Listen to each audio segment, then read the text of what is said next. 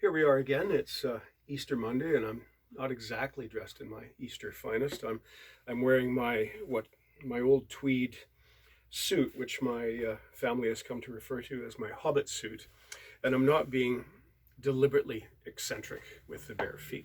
It's just that I'm the only one in the house who would wear shoes in the house, but it sounds like somebody beating a drum if I'm walking around in my hard leather shoes, so hence being barefoot. So I wanted to show another one of my pipes. I didn't deliberately become a bagpipe collector because, as my first teacher told me early on, says, you can only play one set of pipes at a time. And if you're playing mouth-blown pipes, usually it's all you can do just to maintain one set of pipes at a time. But notwithstanding, I managed to pick up pipes over the years because I'd see them and go, oh my goodness, that's just beautiful. I must have it. This is a set of what used to be called parlour pipes, mouth-blown Scottish small pipes, made by David Glen, probably sometime before, I'd say 1910, and they are elephant ivory, what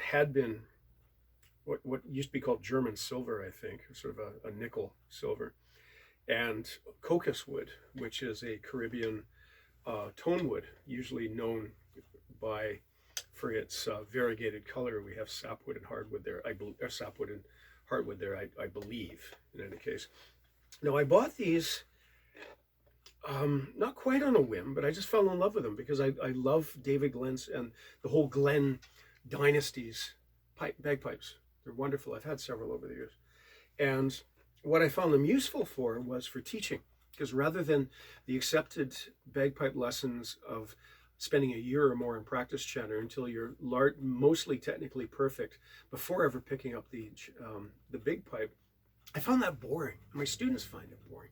And I was always determined, and I'll probably say this more about this later, is I was always determined when teaching to give the most satisfaction possible, because like many things in my life, I couldn't afford to do them if I had to pay someone else, right? So I'm always determined that anytime somebody, whatever their age, finishes a lesson, they walk out of there going, yeah, that was time well spent, and therefore money well spent. So when I'm teaching, particularly when teaching young pipers, in addition to the chanter, I'll also get them started on the small pipe like this so that they can learn breathing, bag control, tuning, fettling, all the rest of that stuff. Now, I've become increasingly attached to them over the years because although Dr. Roderick Cannon, in one of his books, dismisses these things, he wasn't fond of them. And his reason was that the tenor drone is actually an alto. It's the same sound, it's the same octave as what we call the tonic, the bottom note of the chanter, which is nominally A. And I sort of see his point because when I stoke these things up, the bottom note tends to get lost against that drone. They're so small that the drone's actually going under my arm there.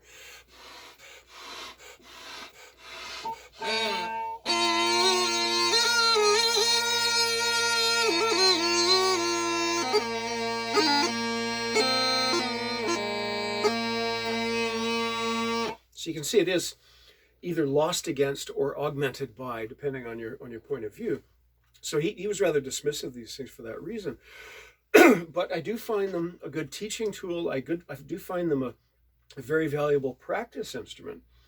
And when I started messing around with the reeds, because again, one of the reasons why I bought this pipe, was it still had its original chanter.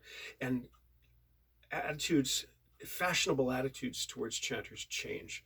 Many people dismiss the old chanters, and particularly old small pipe chanters in the Highland context, at least.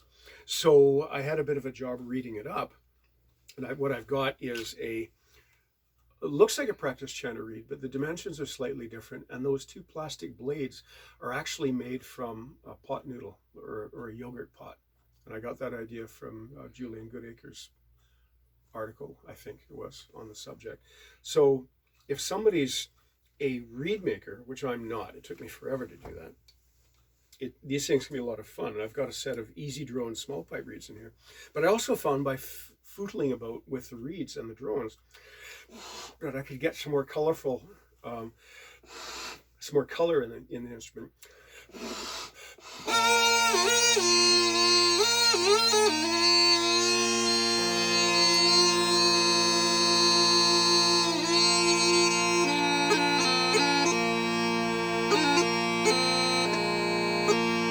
you hear that? You got a fifth interval there. You got the three finger note, as they say. So even so, you know, it's still not.